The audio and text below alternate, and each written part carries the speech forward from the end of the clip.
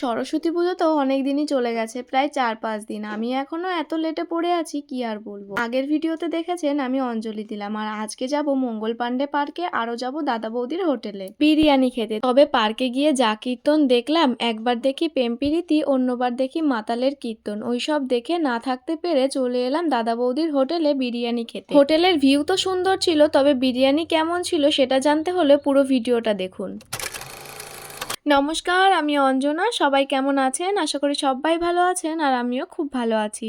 আগের ভিডিওতে দেখেছিলেন আমি অঞ্জলি দিয়ে প্রসাদ খাওয়ার সময় বলছিলাম একটা জায়গায় বেরোবো, তো কথা মতো আমি বেরিয়েও গেছি। আর সেই ডেস্টিনেশনে যাওয়ার আগেই ফুলের দোকান বেঁধেছে, তাই সেখান থেকে জুঁই ফুলের 2টো মালা নিয়ে নিলাম। তারপর সোজা চলে আসি আমার মামা শ্বশুর বাড়িতে, আর সেখানে এসে ছোট মামিকে আমি সুন্দরভাবে রেডি করিয়ে দিই শাড়ি পরে, আরও টুকটাক একটু সাজিয়েও দিয়েছি। এরপর আমার চুলেও আমি জুঁই ফুলের মালাটা লাগিয়ে নিই, সাথে মামুনি যে গোলাপ ফুল এনে দিয়েছিল সেই গোলাপ ফুলও লাগিয়ে নিই। এখন আমার লুক পুরোপুরি কমপ্লিট। আমি আগে যেরকম ভেবেছিলাম যে এইবার সরস্বতী পুজোতে আমি ঠিক এমন একটা লুক করব, তো আমি ঠিক সেই রকমই একটা লুক ক্রিয়েট করেছি। আর এই দেখুন, এটা হলো আমার একটা ছোট্টখাট্ট দেওর। আগের ভিডিওতে আপনারা দেখেছিলেন, মানে 2-1টা ভিডিও আগে। এটা হলো আমার ছোট মামা শ্বশুরের একমাত্র ছেলে, তো ওর নাম হলো অরিজিৎ। ওকে বললাম একটু হাই কর, তো ও ফোনের ক্যামেরা দেখে একটুখানি কেমন হয়ে গেল। বুঝতে পারলাম ও সেরকম একটা কমফর্ট ফিল করছে না, তারপর আমি সরিয়ে দিলাম।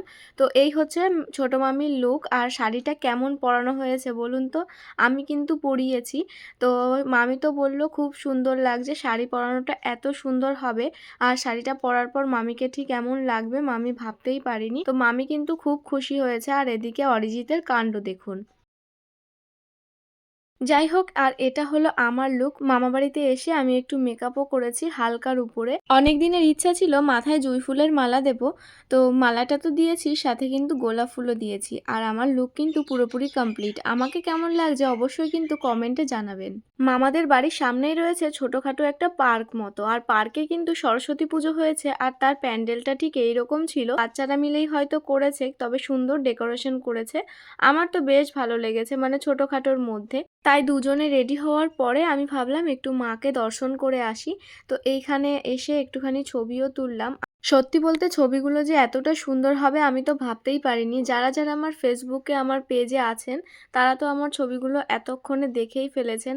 আর যারা দেখেননি এখনও, মানে ইউটিউবে আমার ভিডিওটা দেখছেন, তারা অবশ্যই আমার ইয়োটুনি পেজটাকে ফলো করুন, আর সেইখানে গিয়ে আমার সরস্বতী পুজোর প্রত্যেকটা লুক দেখে আসুন। তো এই দেখুন মায়ের প্রতিমাটা কতটা সুন্দর, তাই না? এত সুন্দরভাবে সেজেছি, আর আমার ছোট্ট পুচকে দেওরকে নিয়ে ছবি তুলবো না তা কি কখনো হয়? তাই মামিকে বললাম নাও একটু ভিডিও করে নাও, আর কয়েকটা ছবিও তুলে নাও। আর এই দেওরের সাথে আমার কিন্তু ছোটবেলার, মানে ও ছোটবেলার একটা দারুণ কাহিনী আছে, কোনো একদিন আপনাদের সাথে শেয়ার করবো। এরপর মামনির কোলে বসে অরিজিৎ একটু দোলনাও চড়ে নিল। ধরা দেবে ভালোবাসা।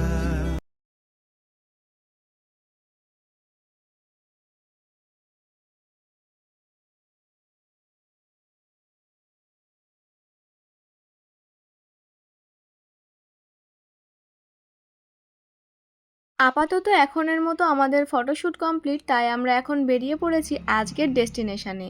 মানে মামাবাড়ি ছিল আমার ডেস্টিনেশন, সেখান থেকে আমার আর মামির ডেস্টিনেশন আবার পাল্টে গেছে।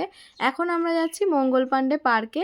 হ্যাঁ হ্যাঁ, ব্যারাকপুরের মঙ্গল পান্ডে পার্কে যাচ্ছি আমরা সরস্বতী পুজোর দিন, তাও আবার দুজন মিলে, আমাদের দুজনের হাজব্যান্ড ছাড়া।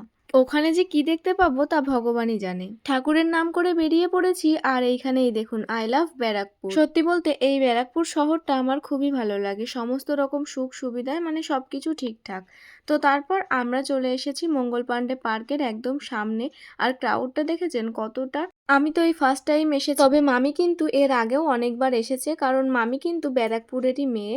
তো মামি এখান থেকে টিকিট কেটে নিল 2টো, আর পার হেড টিকিট কিন্তু 50 টাকা করে। অন্যদিন হয়তো এর থেকেও কম থাকে, আজকে সরস্বতী পুজোর জন্য বাড়িয়ে দিয়েছে। ভেতরে ঢুকেই তো শুধু দেখতে পাচ্ছি কাপেল আর কাপেল, আর আমরা দুজন আপেলের মতো সবার দিকে তাকিয়ে আছি। দেখুন দেখুন কি অবস্থা। যাই হোক, ওসব দেখে আর কি হবে, এতটা সুন্দর জায়গায় এসেছি আর আমি ভিডিও করব না তা কি কখনো হয়? সত্যি কথা বলতে গেলে আজকে কিন্তু আমাদের ঘোরাটা মেন উদ্দেশ্য নয়, ভিডিও করা ফটো তোলাই কিন্তু মেন উদ্দেশ্য। ঘুরতে হলে তো যে কোনো দিনই আসতে পারতাম বরকে সাথে নিয়ে, আর আমার বর এখন রাজস্থানে, আমি রয়েছি কলকাতায়, তাই ঘুরতে যাওয়ার কোনো প্রশ্নই ওঠে না। মামি বলল সরস্বতী পুজোর দিন কোনো ফটো তুলবি না, বেরোবি না, সেটা কি হয়? তাই বললাম ঠিক আছে, এত সুন্দর একটা শাড়ি পরেছি, এত সুন্দরভাবে সেজেছি, চলো তাহলে কিছু ফটো তুলেই আসি। যাই হোক ওসব বাদ দিন, ভিউটা জাস্ট দেখুন কতটা সুন্দর। গঙ্গার উপরে রয়েছে সূর্য আর সেটা আবার কভার করছে একটা গাছের ডাল দিয়ে। মঙ্গল পান্ডে পার্কে এসে গঙ্গার ওই ভিউটাই আমার জাস্ট বেস্ট লেগেছে। এখন আমি আপনাদেরকে একটা দারুণ জিনিস দেখাবো, দাঁড়ান দাঁড়ান ওয়েট করুন, ওই যে দেখতে পাচ্ছেন, এই যে কাপলদেরকে আর কি দেখবে, ওই মাতাল কাকুকে কাপলরাই দেখা শুরু করে দিয়েছে। যাই হোক এরপর আমরা চলে আসি বাচ্চাদের খেলাধুলোর জায়গাটায়। এখানে অনেক ফটো সেশনেরও জায়গা আছে, এই দেখুন এই একটা, তারপর সাইকেলের এইটা, এগুলোর আমি ফটো একসাথে অ্যাড করে দিচ্ছি, দেখে নিন। ওরে বাবা, এইদিকে দেখুন, বাড়িতে এরা আর জায়গা পায় না।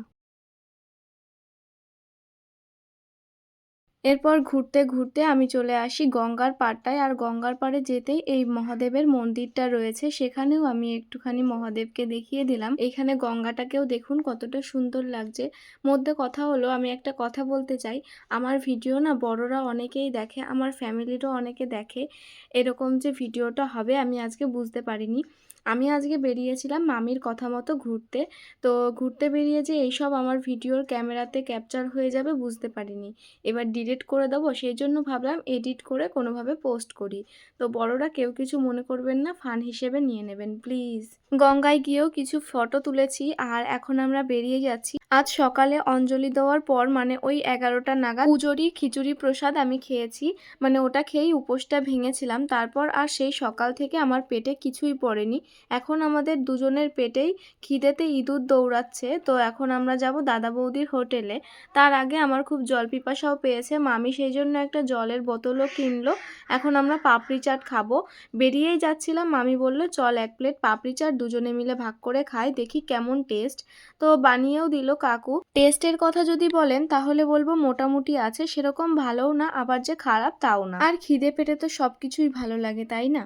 তবে আমি আমার বরের সাথে বেরোলে হাবড়া স্টেশন থেকে একটা বাচ্চা ছেলের পাপড়ি চাটের দোকান থেকে যে পাপড়ি চাটটা খায় তার কাছে ইনি দাঁড়াতেই পারবে না। যাই হোক ওখান থেকে পাপড়ি চাট খেয়ে সোজা অটোতে করে চলে আসি দাদা বৌদি হোটেলের সামনে। মামা মামি যেহেতু প্রায়ই আসে, মানে এই যে মামি এসেছে তার ভাই কিন্তু আমার সম্পর্কে মামা হয়, তো ওই মামা না প্রায়ই আসে দাদা বৌদি হোটেলে।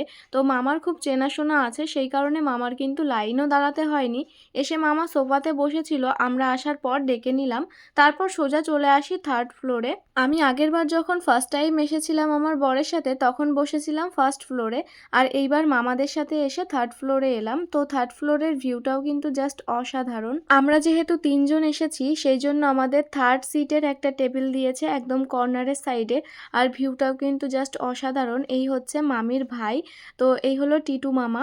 এই মামার জন্যই কিন্তু আমাদের আজ একদম লাইন দাঁড়ানো হয়নি, আর এসেই কিন্তু অর্ডার দিয়ে দিয়েছিলাম। প্রথমে মামা খেয়েছে ফ্রাইড রাইস আর চিকেন মাঞ্চুরিয়ান, তো মাঞ্চুরিয়ানের একটুখানি রয়েছে আর ফ্রাইড রাইস শেষ হয়ে গেছে। আর মামি আর আমি খাবো চিকেন বিরিয়ানি। তবে রিভিউ যদি দিতে হয় তাহলে বলবো আজকের বিরিয়ানিটা একদম বাকফাস দিয়েছে। আমি তো খেতেই পারিনি, আর বিরিয়ানি যতটা না ছিল তার থেকে আলুর কোয়ান্টিটি বেশি দিয়েছিল। প্রথম দিন বরের সাথে এসে বিরিয়ানির যে টেস্টটা পেয়েছিলাম আজকে সেই টেস্টের এক গুণও নেই। আগের দিন এসে আমি যে রায়তাটা খেয়েছিলাম আপনাদেরকে ভিডিওতেও বলেছিলাম এতটা সুন্দর রায়তা আমি জীবনে কখনো খাইনি। আর আজকে আমরা যে রায়তাটা পেয়েছি এত বাজে খেতে, মুখে নিয়েই টেস্টই নষ্ট হয়ে গেছে। বিরিয়ানিটা খারাপের মধ্যেও মুখে তোলা যাচ্ছিল, তবে রায়তাটা মুখে নিতেই মনে হলো যেন এখনই বমি হয়ে যাবে। যাই হোক তারপর ওই মিশ্রির দানা মৌরির দানা দেয় না, সেইগুলো খেয়ে আমরা দাদা বৌদি হোটেলকে বাই বাই করে আবার চলে এসেছি নির্লজ্জের মতো দাদা বৌদিরই একটা ইয়েতে, মানে দাদা বৌদি কিচেনে। আমি যেহেতু সারাদিন কিছু খাইনি, মানে ওই সকালে খিচুড়ি প্রসাদ খেয়ে এসেছি আর তারপর ওই পাপড়ি চাট খেয়েছিলাম 2 জনে মিলে, তবুও তো পেট ভরে না, মুখটা পুরো আমার শুকিয়ে গেছে। মামা আমার বিরিয়ানি খাওয়া দেখেই বুঝতে পেরেছে যে আমার পেট ভরেনি আর ভালোও লাগেনি। তো মামা বলল, চলো এইটা কোনো মতে শেষ করো, আর না করতে পারলেও কোনো ব্যাপার না, তোমাকে একটা দারুণ জিনিস খাওয়াবো। তারপর নিয়ে এলো দাদা বৌদি কিচেনে, আর সেখান থেকে চিকেন এগ রোল নিয়ে নিল একটা আমার জন্য। বাড়ি থেকেও বারবার ফোন আসছে মামুনির, সেই জন্য ওইখানে বসে তো আর খেতে পারবো না, তাই প্যাকিং করে দিয়েছে, অটোতে উঠেই খাবো। আর এই হলো ব্যারাকপুর স্টেশন। লাস্ট আপনারা দেখেছেন আমার বর যেদিন রাজস্থানে গেল সেই দিন। আজকে ব্যারাকপুর স্টেশনে এসে আমার বরের কথা খুবই মনে পড়ছিল। তবে গুড নিউজ একটা আছে, আমি কয়েকদিনের মধ্যেই রাজস্থানে যাচ্ছি আমার বরের কাছে। ওকে যেহেতু সেই দিন ব্যারাকপুর স্টেশনে ছাড়তে এসেছিলাম, তাই ব্যারাকপুর স্টেশনে গিয়েই ওর কথা খুব মনে পড়ছিল। যাই হোক, অটোতে উঠতেও কিন্তু অনেকটাই লাইন দিতে হয়েছিল। এতদিন শুনতাম অটো ধরতেও নাকি মানুষ লাইন দেয়, তবে আজকে লাইন দিয়ে অটোতে করে একটুকুনি জায়গার মধ্যে বসে বাড়িতে এসেছি। বাড়িতে এসে মামুনি আর ছোট্টুকে দিয়েছি এগরোলটা ভাগ করে, আর আমার জন্য একটু রেখে দিয়েছি। এখন আমি নিজেকে চেঞ্জ করব, মানে শাড়িটা চেঞ্জ করব, কারণ গপুকে খেতে দিতে হবে, তারপর ওকে ঘুমও পড়াতে হবে। আর আজকের লুকটা কেমন হয়েছে, ভিডিওটা কেমন হয়েছে জানাবেন।